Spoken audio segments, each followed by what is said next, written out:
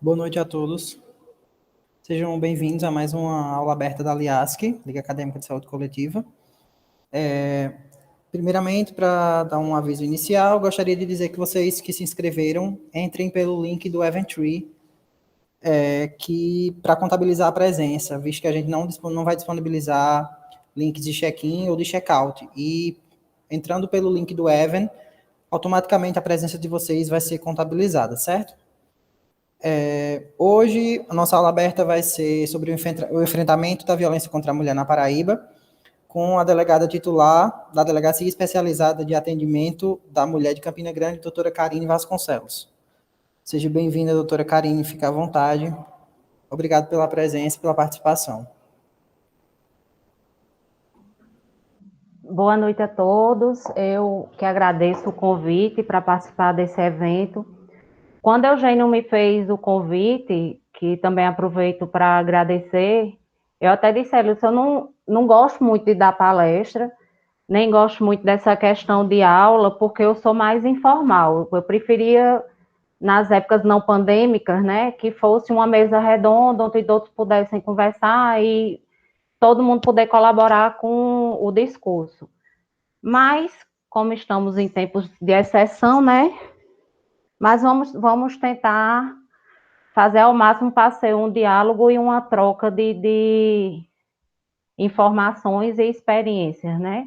Eu não sei se tem a possibilidade de falar um tempo e depois abrir para perguntas, não sei como é que se dá bem o protocolo de vocês. Se eu poderia falar durante um tempo sobre os tipos de violência, o atendimento na delegacia da mulher, o fluxo em relação à saúde e abrir para algumas perguntas. Pode ser assim? Pronto. Como a senhora quiser, pode sim. A gente vai disponibilizar um formulário de dúvidas no link aqui do YouTube, para as pessoas fazerem perguntas e no final a gente repassa para a senhora, então pode ficar à vontade. Pronto. Como já foi dito, eu trabalho na Delegacia da Mulher, estou como titular atualmente, não estou lá neste período por muito tempo, há muito tempo eu estou desde maio, mas eu já trabalhei lá antes da Lei Maria da Penha, que ela foi editada e publicada em 2006, então eu tenho experiência com esse paralelo, né, no que era a violência atendida pela delegacia antes e agora, depois da Lei Maria da Penha, que mudou muita coisa. A Lei Maria da Penha, ela não é uma lei punitivista, ela é uma lei protecionista, inclusive ela veio de uma condenação do Brasil, né, no caso de que foi levado aos órgãos internacionais em razão da violência sofrida por Maria da Penha Fernandes, né, que dá o nome à lei. Então, antes, todas as vítimas mulheres eram atendidas na delegacia da mulher. E a gente não tinha esse fluxo de rede que temos agora, e que, de uma certa forma, ainda é falha, né, que até na parte que interessa a vocês, na questão da saúde, né, no fluxo de rede que temos aqui em Campina Grande, a gente ainda não conseguiu incluir de uma forma consistente a saúde, mas isso eu falo um pouquinho mais para frente. Então, a partir da Lei Maria da Penha, a mulher passou a ter garantidos alguns direitos. E a violação desses direitos passaram a ser consideradas violações dos direitos humanos. Né? E por que essa lei? Eu recebo essa pergunta diariamente, né? Bem mais do que diariamente, assim, né? São várias perguntas diariamente, na realidade. Por que uma lei, se essa lei não seria inconstitucional em razão da desigualdade? Por que o homem não tem uma lei protetiva? Não é? Mas é porque isso já vem de uma questão histórica, né? Dessa sociedade patriarcal que a gente tinha antigamente, que está mudando, graças a Deus, mas precisa desse equilíbrio para que a Lei Maria da Penha não seja mais necessária. Então, ela não é uma lei definitiva, como veio o Código Penal, o Código de Processo Penal, ela é uma lei que ela tem caráter temporário e ela deixará de existir quando ela não for mais necessária. Então, quando é que ela não será mais necessária? quando a gente deixar de ver esses índices alarmantes de violência e violência irreversível e invisível contra a mulher. Quando for, porque, infelizmente, não se vislumbra um mundo sem violência, mas essa violência ela tem que estar dentro de um patamar minimamente aceitável. E contra a mulher atinge índices que não são viáveis. Então, não só na parte, né, que nos cabe enquanto delegacia, né, na parte criminal, mas também na parte assistencial, na parte psicossocial, né, que a mulher sofre e sofria bem mais certas diferenciações. Então, o que é que acontece? A Lei Maria da Penha trouxe direitos, né, a mulher tem garantidos, já tinha garantidos pela Constituição, mas a lei veio para ratificar e reforçar o direito que ela tem à vida, à saúde, à segurança, ao acesso à justiça. E nesse caso da saúde, entra uma diretriz específica que tem na lei do SUS, né, que é o atendimento que ela tem, que ela deve ter diferenciado quando ela chegar ao hospital e for constatado a violência que ela sofreu. Então, ela tem que ter um acompanhamento, inclusive um acompanhamento psicossocial no próprio hospital, né, e se da lesão gerou lesões que não vão desaparecer com o tempo, até pelo SUS, ela tem direito à cirurgia plástica restauradora. Isso é um ponto positivo. Além de outra lei que tornou obrigatória as notificações dos casos de violência doméstica quando o ingresso da vítima na rede for através do hospital. Então, ela chegando no hospital, óbvio que o primeiro encaminhamento dela é para o atendimento médico. Quando o médico perceber, né, eles têm um questionário, tipo uns tópicos de requisitos. Quando ele perceber que aquilo é uma violência doméstica, ele encaminha, faz o atendimento, né, referente à parte de saúde, encaminha essa vítima para o atendimento psicossocial e, ao mesmo tempo, ela deve ser orientada e até, se possível, que a gente sabe que, apesar de várias políticas públicas para garantir essa proteção dessa vítima, a gente acaba falhando na estrutura funcional. Então, o ideal era que essa mulher saísse do hospital acompanhada e fosse diretamente à delegacia da mulher, né? Ou então a central de flagrantes, que em Campina Grande, infelizmente, nós não temos efetivo suficiente para ter um plantão próprio. Então, nós funcionamos até determinado tempo e depois a central de polícia assume as ocorrências. Mas, enfim, nem sempre é isso que ocorre. Isso seria o fluxo vindo do hospital, né, encaminhado para a delegacia.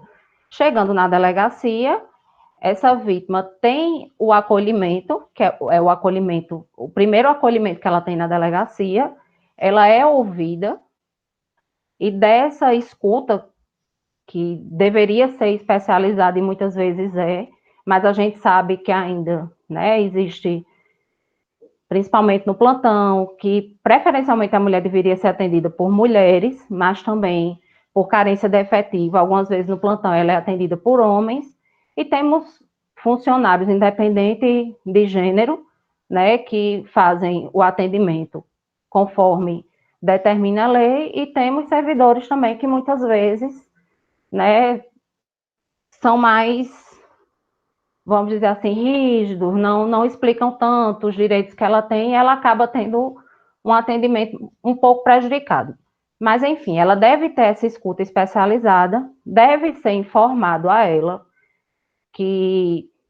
dos direitos que existem na Lei Maria da Penha, né, que ela tem o direito de ser acompanhada até a residência dela, caso ela queira retirar os pertences, e isso não seja possível sem risco.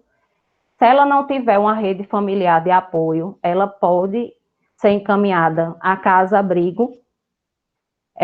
Se ela não tiver vindo da rede de saúde, ela deve ser encaminhada primeiramente ao hospital e depois ao ML, que aqui é o NUMOL, para a realização do exame de corpo de delito e também é informado a ela do direito que ela tem às medidas protetivas de urgência.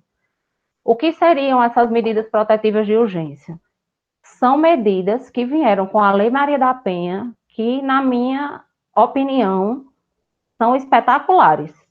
Se elas fossem respeitadas como devem ser, elas são perfeitas tanto para vítima, para a proteção da vítima, como para a contenção do agressor. Aí muitas pessoas precisam dizer, e a senhora não acha que a prisão, ela só vem quando a medida protetiva não foi efetiva. Então, se você é o agressor e você quer manter sua liberdade, cumpra a medida protetiva. Ela é interessante para você, né, enquanto agressor, e ela é interessante para a vítima. Então, se você cumprir aquilo que está ali estabelecido, você vai responder seu processo provavelmente todo em liberdade e a vítima vai ter a tranquilidade e a proteção, que é o fim que a medida foi para este fim que a medida foi criada. Se ela for descumprida, há o crime de descumprimento de medida protetiva, que pode gerar prisão em flagrante, e apesar da pena ser uma pena relativamente pequena, é insuscetível de fiança, e se ele não for preso no momento, pode gerar a prisão preventiva dele, que por muitas vezes se dá até o final do processo, até a sentença e o tempo que ele passou preso é abatido da condenação dele. Então, por isso que eu digo que é uma medida muito interessante, porque ela sendo cumprida, ela traz benefícios para ambas as partes. Inclusive, uma das medidas inovadoras agora, de algumas mudanças recentes, é do agressor poder participar de programas, ele mesmo participar de programas psicossociais, ou seja, participar de centros de reabilitação, se essa violência que é inerente dele vier né, da parte familiar dele, porque o que se constata também é que o agressor, ele reflete o que ele viveu, alguns, né, porque tem deles que é da natureza mesmo e não tem como. Mas em estados que adotaram esse centro de reabilitação, existem estados que têm cerca de 89% de não reincidência, de agressores incluídos no programa, que reconstruíram a família, né, que é um direito que eles têm, nós não podemos julgar, é uma coisa que a gente aprende quando está na DEAN, porque antes de estar lá, enquanto plantonista, muitas vezes as mulheres chegavam para registrar, a gente se comovia, movia um plantão que já não é estruturalmente o ideal, né, para atender aquela vítima, com medo de uma ocorrência mais grave, e depois, ao entrar em contato com a delegada da mulher, a gente tomava conhecimento que a mulher tinha desistido, né? E existem alguns crimes ainda que possibilitam a desistência, como é o caso dos crimes contra a honra, os casos de ameaça, né? Do intitulado stalker, agora também é considerado um crime de ação condicionada à representação. E eu ficava para não viver, porque eu disse, não, a gente, aqui enquanto plantão, já cansado, porque na época os plantões aqui de Campina Grande eram 24 horas, e era muito desgastante para a equipe, e mesmo assim, aqui lá, o gás, que geralmente essas ocorrências acontecem mais para o final do dia, e às vezes até para o final do plantão, e eu ficava, meu Deus do céu, eu acabava ficando chateada com a vítima. Aí agora, na Delegacia da Mulher, depois de presenciar tantas situações, eu ainda continuo muitas vezes ficando chateada com as vítimas, eu não vou mentir. Mas a gente passa a enxergar com outros olhos. A gente passa a entender o ciclo de violência que aquela mulher vive, né? E que muitas vezes essa dependência que ela nem reconhece, a dependência que ela tem, é tão grande que ela nem reconhece que é vítima de violência doméstica. Isso é muito comum hoje em dia, né? E esse ciclo, quando ela se insere nele, é muito complicado ela sair. Porque a agressão, que normalmente, a princípio, ela é psicológica, e a mulher não entende que aquilo é violência psicológica, que agora está sendo amplamente divulgado, né? E eu acho que as pessoas passam a ter um pouco de noção, porque antes a violência doméstica psicológica, ela vinha descrita na Lei Maria da Penha, mas ela não tinha um correspondente no Código Penal. Então, ela não era crime. Ela era suficiente para a solicitação das medidas protetivas de urgência, né, que eu acabei me atropelando e não falei, mas as medidas protetivas de urgência, entre outras, ela traz o afastamento do agressor do lar, traz também a restrição de aproximação, de comunicação, e se esse agressor trouxer risco para outros parentes, para testemunhas e para filhos, ele pode ser afastado, inclusive da convivência dos filhos, se for comprovado que há risco para essas crianças, né, que normalmente são crianças. Então, essas medidas, elas vêm, como eu já disse, de uma forma muito positiva para conter esse agressor. E a vítima que está incluída no ciclo da violência, ela tem aquela coragem inicial de registrar, né? E essa primeira violência, normalmente, é a psicológica, né? Que, como eu já estava dizendo, estava só na Lei Maria da Penha, não tinha um correspondente no Código Penal, então não era tão divulgada como está sendo agora, porque virou crime, né? Como o direito penal, ele é a última ratio, ele deveria ser o último ramo do direito procurado e acionado, ele só age quando nenhum outro deu jeito. Então, como há tantas políticas públicas legalmente estabelecidas, lógico, nem sempre o que está escrito na lei a gente consegue vivenciar no nosso dia a dia enquanto instituições, mas as políticas públicas estão lá, né? Então, deveria dar certo. Então, se aquilo tudo desse certo, não existiria a necessidade de puxar o direito penal para resolver. Mas, geralmente, é quem mais é puxado para resolver. Então, como a violência psicológica passou a ser tipificada, agora temos ela amplamente divulgada e passamos a visualizar a violência que antes era invisível, porque essa violência psicológica ela é muito invisível e ela não é notada nem pela sociedade, nem pela família, nem pela vítima. Porque às vezes mulher, por que tu não fizesse meu almoço na hora certa? Aí acaba dizendo alguma coisa com aquela mulher. Ela já, aquilo está num contexto de naturalidade tão grande, às vezes até na cultura daquela mulher, que ela não enxerga aquilo como violência. E aquilo é uma violência. E, às vezes, aquela conduta reiterada traz danos emocionais para aquela mulher e ela se vê numa crise de ansiedade, com distúrbio digestivo, às vezes com distúrbio de sono, e sempre atrela a outras coisas. E não pensa ela que isso pode ser proveniente da violência psicológica que ela vem sofrendo de forma reiterada e que nem reconhecia. Porque os tipos de ações que geram a violência psicológica, eles são inúmeros, e o tipo ainda é aberto, né? Qualquer coisa que cause dano emocional, ou então baixa de autoestima, ou então a diminuição daquela pessoa, enquanto pessoa, né? Porque acontece muito a violência psicológica quando você quer coisificar a mulher, na realidade, né? Então, constrangimento, humilhação, ameaça, isso tudo é violência psicológica.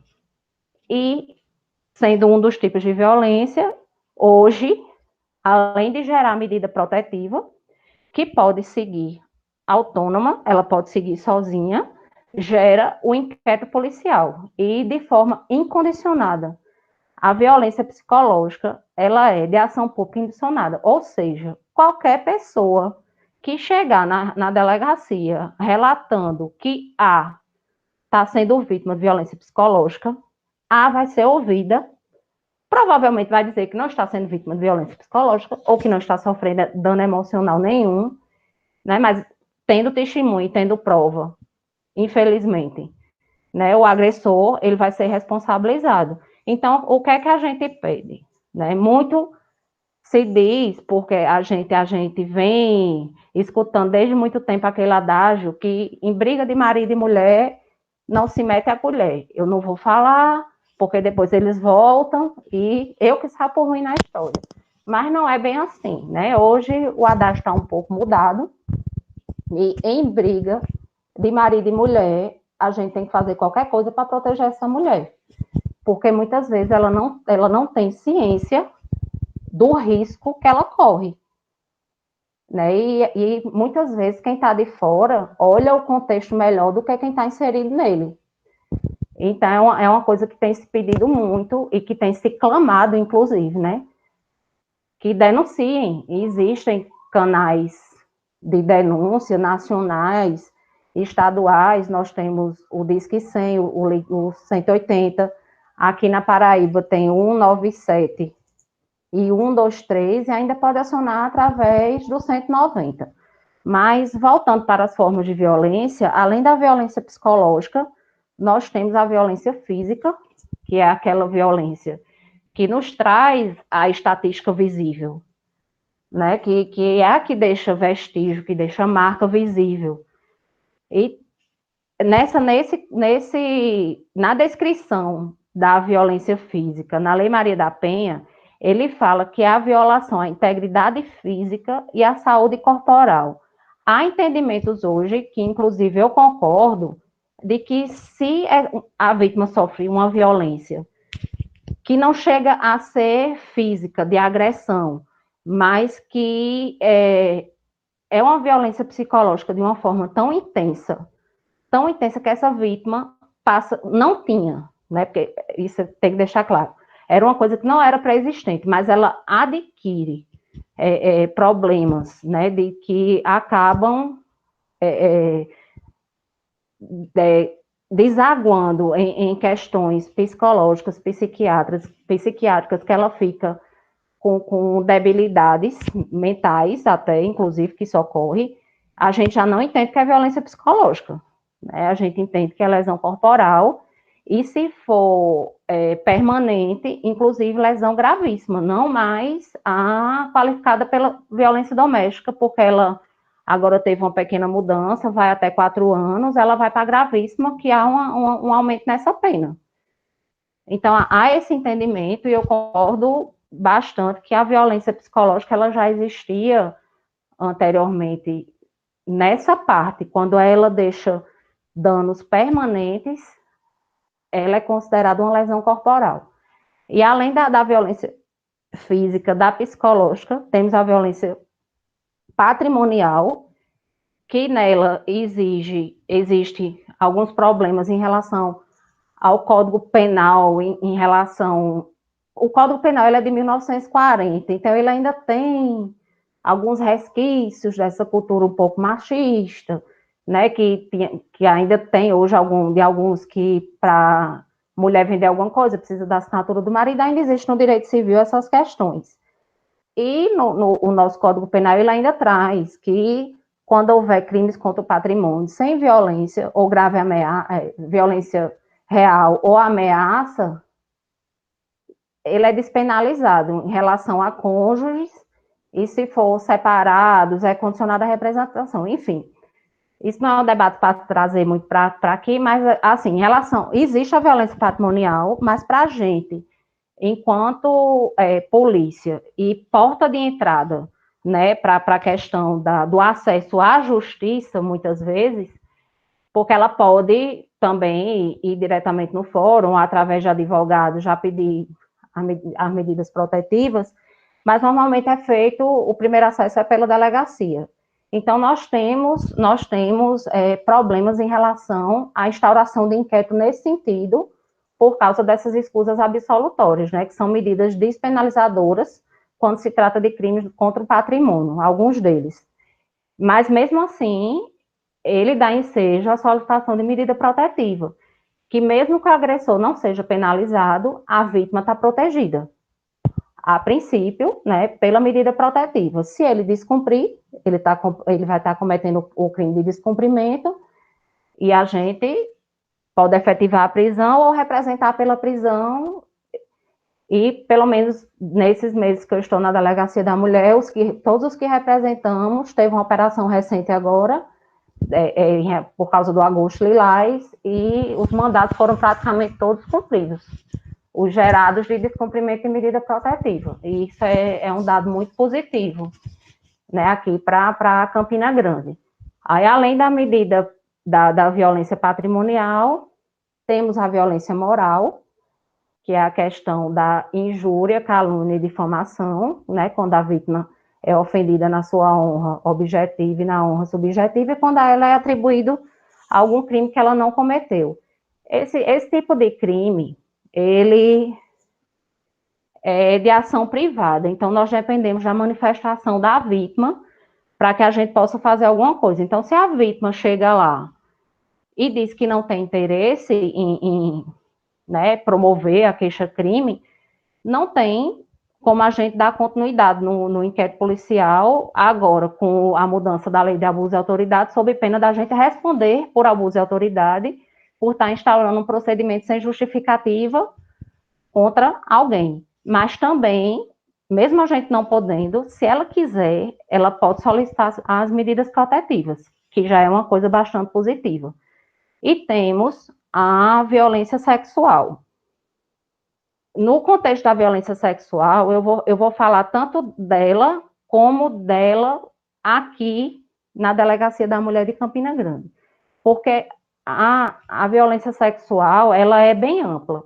Ela vai além do consentimento da vítima para a conjunção carnal ou o ato libidinoso, mesmo ela tendo qualquer tipo de relação com o agressor.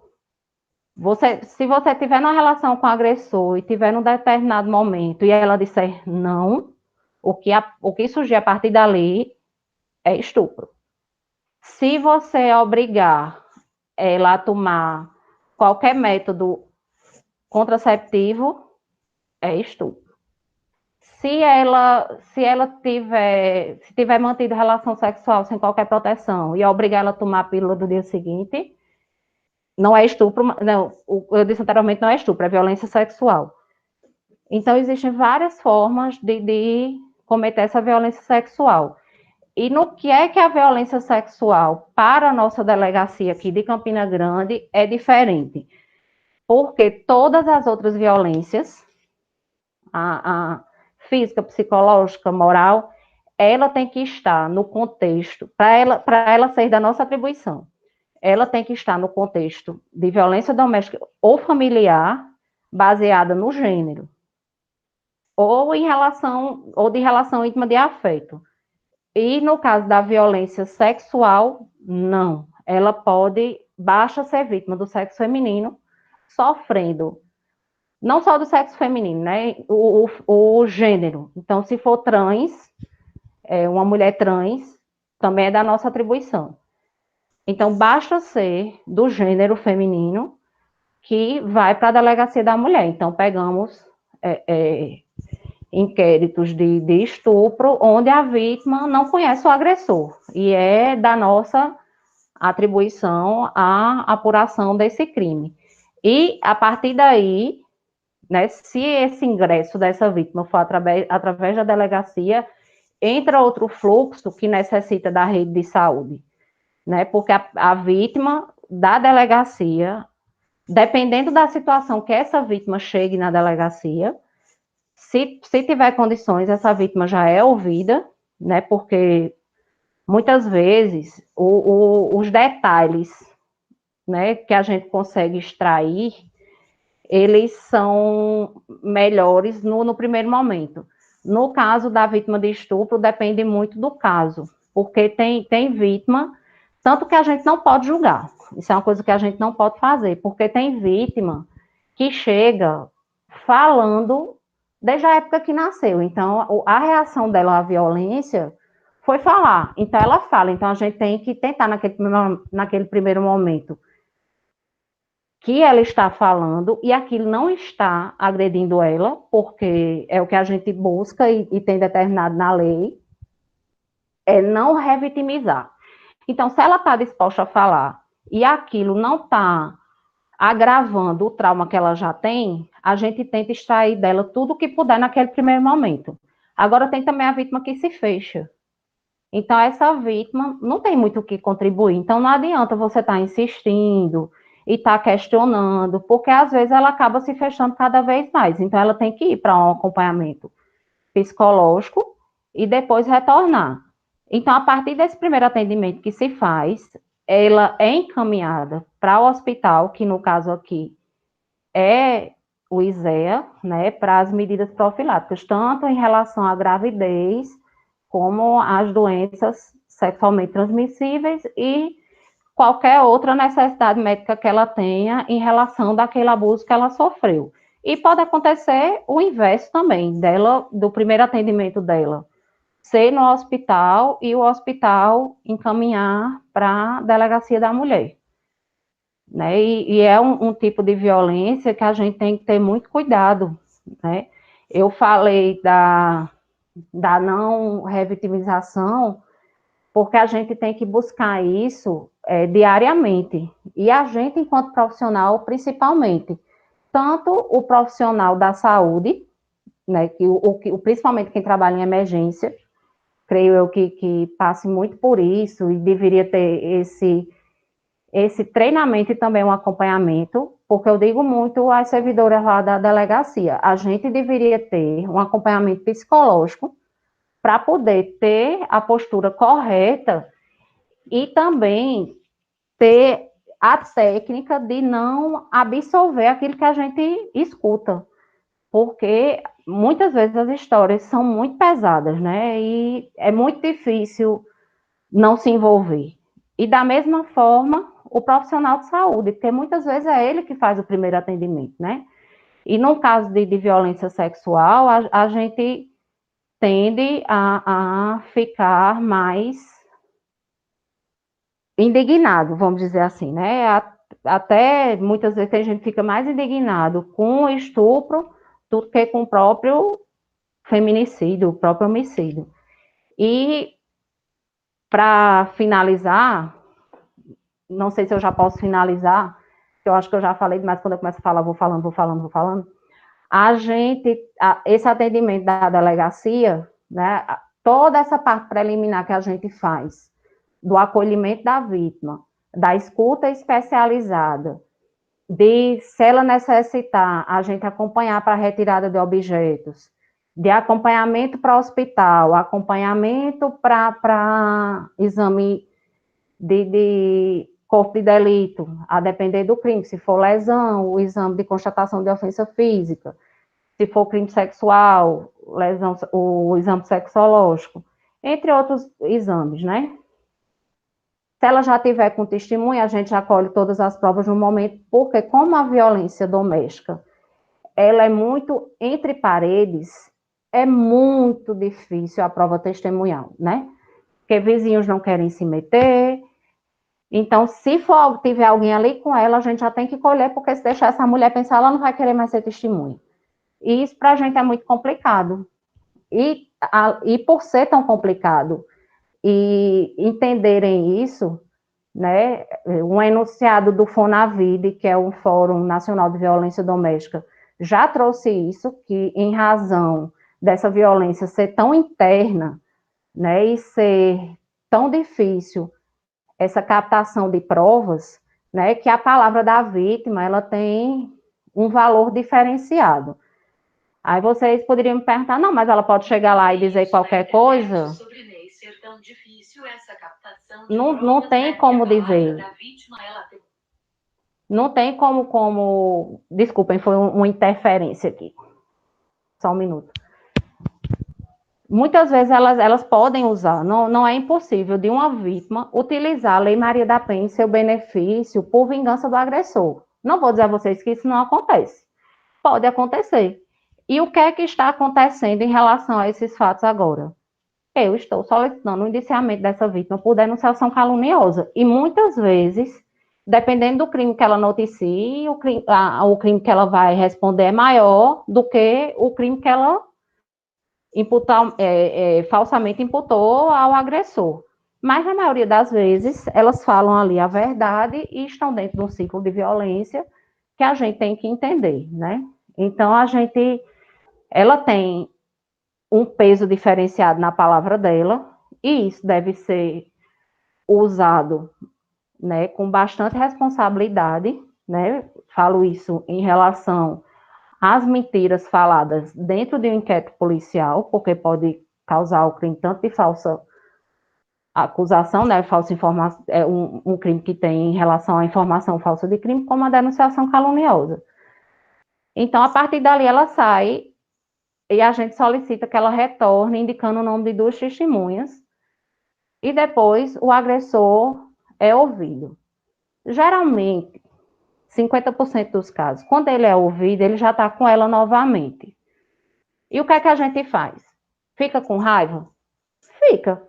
Mas legalmente o que é que a gente faz? Indicia, né? Aí você vai indiciar, e se era um casamento, uma família que estava sendo reconstruída, e com o indiciamento ele pode ficar com raiva e agredir novamente.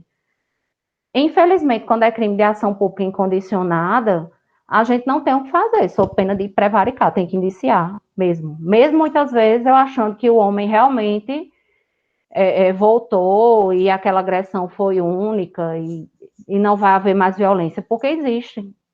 Né? Como existe casos que você olha para a vítima e fica, meu Deus, o que é que eu vou fazer para proteger essa mulher? Porque essa mulher é uma vítima em potencial de feminicídio. Tem outras que você diz, meu Deus, isso aconteceu, foi uma besteira. Essa mulher poderia ter resolvido isso de outra forma. Mas aí eu penso isso, na mesma hora eu já me repreendo, porque talvez para mim, né, que estou ali escutando e escuto tantas coisas, né, diariamente, enxerga aquilo como uma besteira, mas para ela que está sendo vítima é uma coisa que está violentando ela de uma forma que a fez procurando a delegacia. Porque hoje em dia, muita gente tem vergonha de procurar a delegacia, né, que acha que é um ambiente onde só há criminoso, mas não, no caso, principalmente no caso da delegacia da mulher, que é uma delegacia que na maioria das vezes tem um cunho muito mais assistencial e até de consultoria jurídica, até mesmo do que, né, do direito criminal policial, né, praticamente falando, elas vão lá para ter orientação, para ter informação. Infelizmente, a gente não tem uma equipe disciplinar, multidisciplinar, porque o ideal era que cada delegacia da mulher tivesse uma equipe com assistente social, com psicólogo, e, se possível, uma parte, né, direcionada para a Defensoria Pública, que essa questão já pudesse, do ciclo fechado que eu falo, não em relação à violência, mas em relação à assessoria policial, psicossocial e jurídica num local só. Infelizmente, nós não temos isso aqui, não temos estrutura funcional nem estrutural para tanto, mas nós temos a rede, né? O que é a rede? É a rede de atendimento que vem proveniente dessas políticas públicas direcionadas à proteção da mulher. Aqui em Campina Grande, a gente tem o Centro de Referência Fátima Lopes, que é do Estado, o Centro de Referência da Mulher Fátima Lopes, e lá tem a assessoria jurídica, lá tem psicólogos, lá tem assistente social. Então, normalmente, quando a gente entende que a vítima tem uma necessidade desse acompanhamento, a gente encaminha. E tem a Coordenadoria de Políticas Públicas para as Mulheres, que é do município, que é quem também coordena a Casa Abrigo. Nós temos uma Casa Abrigo aqui, e ela tem algumas restrições de atendimento, que é por isso até que, ultimamente, eu estou tentando um diálogo com o pessoal da saúde, porque a casa ela não tem condições de receber mulheres com debilidades mentais, porque eles não têm como acolher, eles realmente não tem servidores com técnica para conter, para, né, para acalmar, para medicar, na realidade, nem também com usuária ou ex-usuária de drogas. Então, isso é uma rachadura na rede que a gente está tendo e está tentando resolver, né, para ver se a gente consegue com o CREAS, o CRAS, o CAPS, eu ainda não sei como é que a gente vai fazer, porque nós aqui temos o Dr. Edgley, que recebe, né, mas eles só recebem em surto, acalmam, e depois que a vítima está estabilizada, ela retorna. E muitas vezes ela retorna por lá onde foi agredida, e isso gera um novo ciclo de violência, né? Que, como eu disse, retornando para ele, começa com aquela violência mais simples, vem o período de lua de mel, aí vem a tensão novamente, aí vem a violência maior, aí vem a lua de mel, ela desiste do procedimento, aí vem a outra violência, né? Vem o período de tensão, vem a outra violência, aí vem o período de lua de mel, porque o agressor fica bonzinho e bacana, aí depois vem a agressão mais grave, que ela não pode desistir, aí o agressor deixou de ser bonzinho e bacana. É porque não tem como ela desistir mais do procedimento, porque quando chega a ser lesão, ela não pode mais desistir, e quando chega ao feminicídio, infelizmente, ela é uma vida perdida, que a gente precisa lutar por ela, mas que sai do ativo para virar estatística. Então, o que a gente tenta todo dia é evitar o feminicídio. E o que é positivo aqui em Campina?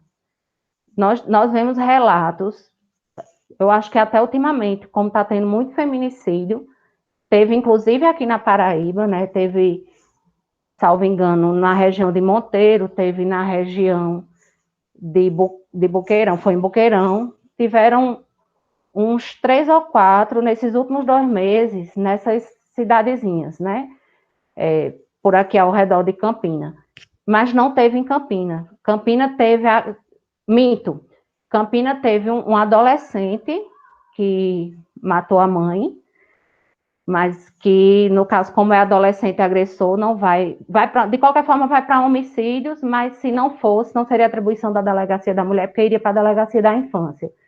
E teve uma vítima adolescente também, mas ela foi vítima de tentativa, não chegou a consumar, graças a Deus, e também não é apurado por nós. Então, dos crimes apurados por nós, que são vítimas mulheres, né, do gênero, né, podendo ser trans, maiores de 18 até 59 anos, porque a partir de 60 é apurado pela delegacia do idoso, estamos sem qualquer feminicídio, apesar de ser apurado pela delegacia de homicídios, nós temos essa estatística, né, não temos feminicídio com vítima nesse espaço, que é o apurado por nós, e desde janeiro até agora, nós só temos 3 tentativas de feminicídio, tendo sido a última em fevereiro. Então, isso é muito positivo, né, aqui para Campina Grande. E em relação a 2019, nós diminuímos os dados. A violência aumentou com a pandemia, né, isso é claro, mas ela está sendo subnotificada, infelizmente. Por que está sendo subnotificada? Um dos maiores motivos é por causa do distanciamento e do isolamento, a vítima ficou mais próxima do agressor, o que, mesmo de forma online, que é permitido agora, né, pelo menos aqui na Paraíba é permitido, pode registrar através da delegacia online, inclusive solicitar medida protetiva, desde que da violência não tenha restado nenhuma lesão ou não seja necessário nenhum outro exame de corpo de delito, né, nenhuma diligência complementar, ela pode registrar online. Mas mesmo assim é muito complicado. Se você está 24 horas com o agressor ali na sua casa, como é que você vai fazer para efetivar esse registro? Né? Então, nós atribuímos a isso a diminuição, porque houve uma diminuição de cerca de 10%, inclusive das lesões corporais registradas de 2020 para 2019, e nesse primeiro semestre nós estamos com diminuição em relação a 2020. Também não sei se a gente ainda está fazendo esse levantamento, porque estamos tendo alguns descumprimentos de medida protetiva, e nesses descumprimentos estão gerando a prisão. Eu não sei se é o fato dessas prisões, né, estarem acontecendo, que também inibiu um pouco o agressor, e eles estão cumprindo mais as medidas protetivas. E também agora nós temos aqui em Campina Grande a Patrulha Maria da Penha, que é um programa em que a vítima é inserida, se ela quiser, Isso, ela tem que anuir, né, tem que assentir. Ela é inserida nesse programa que ele faz o acompanhamento das medidas protetivas. E é um programa que tem dado certo. Inclusive, esse final de semana, nós tivemos no plantão, a própria a equipe plantonista daqui, da Polícia Civil, prendeu um agressor, cuja vítima estava inserida na patrulha. Esse agressor, ele foi preso na sexta-feira, de 7 horas da noite. No sábado, ele foi apresentado à audiência de custódia às 14. A decisão dessa audiência de custódia, apesar de ser falada na audiência, né, que ia ser concedido o alvará dele, o alvará só foi enviado para cumprimento no domingo. E eu estava de plantão na coordenação no domingo, e quem deu cumprimento a esse alvará fui eu. Então, ele foi preso na sexta-feira, no domingo, de 1 hora da tarde, ele já estava solto. De 6 horas da noite, ele foi preso de novo, em flagrante. Graças à ação da Patrulha Maria da Penha, que a vítima ligou e disse que ele estava descumprindo novamente a medida protetiva. Foi preso novamente. E evitamos, hoje mesmo eu para evitar que ele fosse solto novamente na audiência de custódia, eu já representei pela preventiva dele. Porque já se vê que um agressor desse, ele quer ser preso, porque teve a oportunidade, teve a medida protetiva, descumpriu, foi preso, a juíza deu a oportunidade a ele, elencando todas as condições, além das medidas protetivas, as condições do livramento, né, da liberdade provisória. E ele ainda assim descumpriu, foi atrás da vítima, tudo.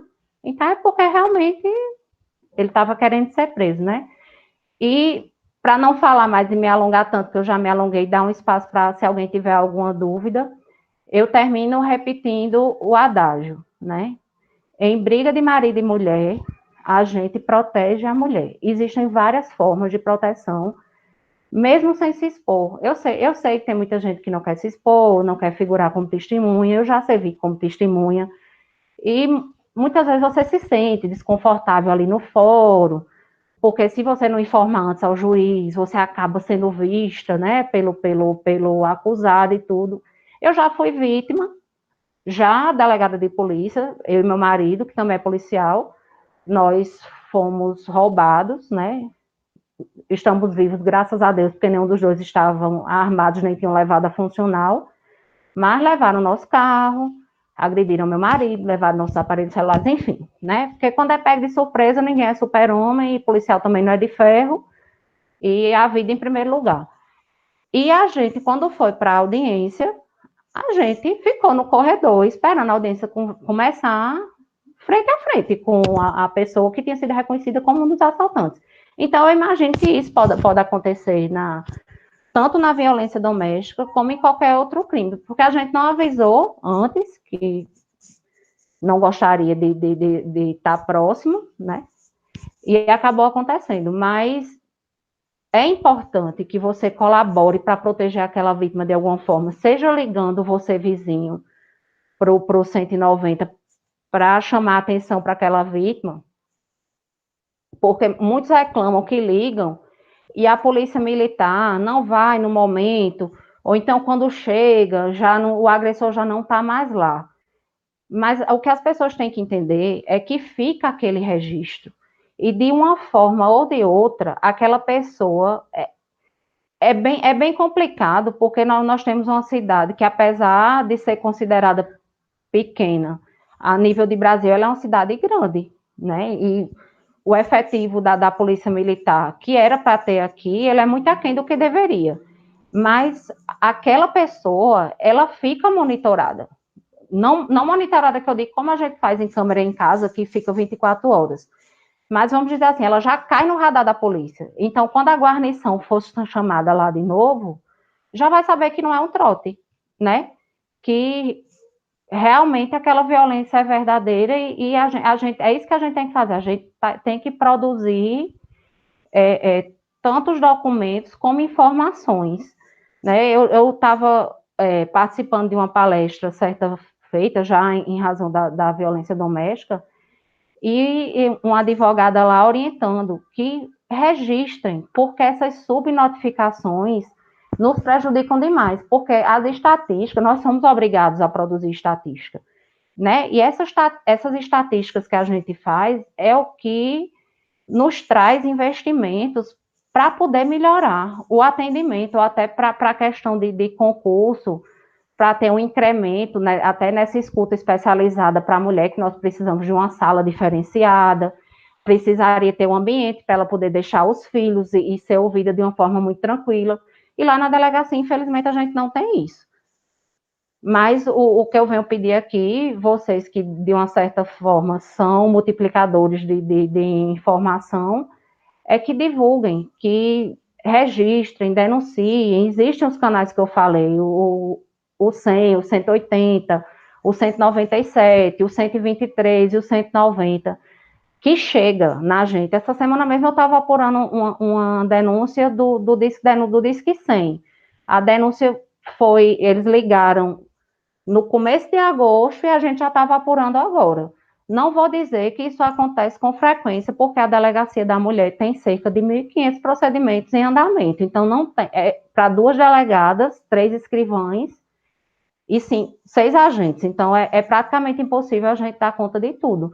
Mas a gente está tentando priorizar o que é mais urgente e o que a gente vê que realmente tem um risco maior e está tentando proteger essa vítima. E esse esforço que a gente tá fazendo, né, está dando um certo resultado. Imagine se isso fosse feito por uma maior parte da população através das denúncias, da multiplicação de informação. Então, teríamos mais mulheres protegidas. Então, eu termino por aqui para não me alongar mais e se tiver algum questionamento, eu estou à disposição. Muito obrigado, doutora Karine. Foi bastante esclarecedor a fala da senhora. A gente gostaria de agradecer novamente a sua participação. E a senhora já respondeu aqui a maior parte das dúvidas que o pessoal fez. A primeira era se existia uma rede ou um núcleo de apoio para a mulher que sofre agressão. E a gente teve outra pergunta que a senhora também já respondeu, que em relação ao número de casos e denúncias agora na pandemia, se aumentou ou se diminuiu. Mas a gente tem uma pergunta aqui que se a Delegacia da Mulher faz ações de prevenção e de combate, de prevenções de combate à violência, se tem isso, alguma estratégia para isso. A gente, como eu disse, eu entrei agora em maio. Antes da pandemia, existiam umas ações específicas, inclusive em colégios, porque você ir na base é muito importante. Na época que eu estava, antes, né, eu estive na Delegacia da Mulher em 2006, 2007, na época da implantação da Lei Maria da Penha, nós fazíamos muito. Como eu disse a vocês, eu gosto muito da informalidade do discurso, porque eu acho que tem como a gente chegar mais na vítima. Então, o que é que a gente fazia? A gente se reunia em centros de mulheres de bairro e fazíamos, as mulheres se reuniam, a gente fazia uma roda e eu falava e eu sentia que elas me entendiam. Nessa época da pandemia, estavam tendo muitas ações da Cordean, que é a Coordenação das Delegacias da Mulher, através do YouTube. Mas a gente sabe que nem todo mundo está tendo acesso, né? Então, o que a gente está tentando fazer é isso, alguns webinários, né? E eu agora eu também respondo pela Delegacia da Mulher em Picuí. Lá em Picuí, quando baixar, porque lá deu uma aumentada nos casos de Covid, a gente já tem uma programação, eu vou fazer um evento online agora, mas depois a gente vai já ampliar para esses centros de zona rural, que infelizmente a informação não chega, como aqui para a cidade, e se Deus abençoar e a gente tiver uma queda maior nessa questão da pandemia, porque existe um projeto, eu ainda não li, mas eu sei que existe, inclusive a lei define isso, né, de que violência doméstica ela faça parte da base curricular. Então, e na semana da mulher, que é a semana toda eu acho que é uma semana entre o dia 8, ou é antes do dia 8, é em março, e outra em agosto, serem feitas palestras, tanto em escolas de ensino, né, fundamental e médio, como o EJA. E também a gente tentar ampliar isso aí, nessas sedes de centros comunitários. Existe o projeto, mas infelizmente, em razão da pandemia, tem muita coisa que a gente teve que deixar em stand-by, mas tem. Tá ok, doutora. Muito interessante, muito necessário, né? A gente vê que gostaria de parabenizar a senhora pelo seu trabalho e em nome da Liga, e dizer que a gente sabe que apesar das propostas para esses projetos acontecerem, né, a questão da pandemia dificultou tudo isso. Outra pergunta que a gente tem é em relação à lei do sinal vermelho, se isso está repercutindo, se tem funcionado, como é que tem acontecido aqui em Campina. A gente ainda não tem nenhum resultado positivo da questão do sinal vermelho realmente, não. Mas ela trouxe também a questão da violência psicológica, né, que é muito, que para a gente é uma evolução sem tamanho, e a questão do aumento da pena no caso de lesão, que antes a lesão era prevista no parágrafo 9º, que é, no caso, essa do parágrafo 9º, abrange homens e mulheres, e ela agora foi para o parágrafo 13 do artigo 129, a pena dela aumentou para 4 anos, que antes era 3. Interessante. Tá ok, doutora. Muito obrigado. Gostaria de agradecer a presença da senhora mais uma vez. É muito esclarecedor, muito necessário, e aí estamos aqui como multiplicadores, né, dessa ideia, de fazer esse debate, de fazer essas rodas de conversa quando possível e né, disseminar essa ideia de conversar sobre isso, debater sobre essa questão tão importante. Pronto, eu me despeço agora, agradeço demais o convite, a oportunidade de falar. Sei que às vezes eu saio falando e acabo atropelando e falando demais. Foi muito bom, aprendemos bastante. Espero ter passado, né? Não tenho oratória nem dom acadêmico, não sou professora, mas aí a gente tenta passar o que a gente vivencia para, como eu disse, a gente tentar multiplicar a informação que uma formiguinha, né? O interessante da formiga é porque elas juntas, né? De pouquinho em pouquinho, elas vão até o resultado que elas querem. Então, a gente, cada um sendo uma formiguinha, e se um de nós proteger uma vítima só, imagina quantas vítimas a gente estaria protegendo, não é? E às vezes a informação faz isso. E eu estou vendo muito isso em Picuí, porque é uma cidade que tem uma zona rural ampla, e a falta de informação, muitas vezes, é o que resulta na violência, né? Porque eu já cheguei a receber um agressor que ele disse, não, mas eu não tirei sangue dela, qual foi a violência que eu cometi? Né? Aí eu expliquei a ele tudo e ele disse, e eu via que não era da maldade dele, era daquela ignorância de quem não tem informação. Então, a informação, muitas vezes, pode salvar, inclusive, não só em relação à violência praticada ao agressor, mas a vítima se reconhecer na situação de vítima e tentar dar um baixo nesse ciclo de violência, que, infelizmente, só pode ser por ela, nunca o agressor.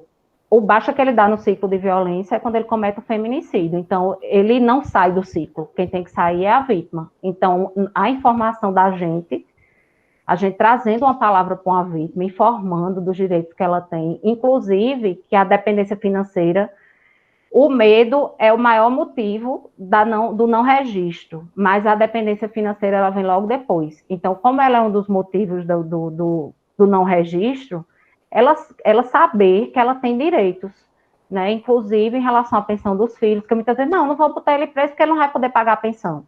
Ele não paga porque está preso, mas o pai dele que está solto paga. Entendeu? Então ela tem que saber que ela não precisa ficar porque ela depende dele financeiramente, porque ela não tem um trabalho, porque teve que cuidar dos filhos. Então, essa informação que a gente dissemina, né, pode ajudar essa mulher a sair desse ciclo de violência que ela se encontra. Exatamente. Doutora, chegou aqui a informação que tem muitos elogios para a senhora aqui nos comentários, que dizendo que a senhora falou muito bem, realmente, foi muito esclarecedor. E eu gostaria de colocar a Liga à disposição da senhora. Nós somos 15 ligantes aqui na Liga de Saúde Coletiva. Eugênia, nosso presidente, também está presente. E no que a gente puder ajudar, a senhora pode contar com a gente para alguma ação social, para nós, como futuros médicos, futuros profissionais de saúde, podemos também ajudar a levar essa informação, que eu acho que é isso que a senhora enfatizou tanto. da gente levar uma palavra de informação e Isso. proteger essas mulheres, né? Então, Vou estamos à precisar, viu? disposição. Estamos à disposição da senhora. Eugênio, vou lhe aperrear, viu? Colocou à disposição, agora me aguente. Pronto, mais uma vez eu agradeço. Boa noite a todos. Desculpe Boa aí qualquer noite. falha, porque realmente não tenho palestra previamente organizada, não dou aula, não, né? É uma coisa que Foi ótimo, foi uma ótima conversa, doutora. a gente faz realmente como uma conversa para trocar, né, experiência e poder gerar uma multiplicação de informação. Só posso agradecer pela oportunidade. A gente agradece a senhora ter aceitado o convite. Boa noite. Boa Até mais. noite.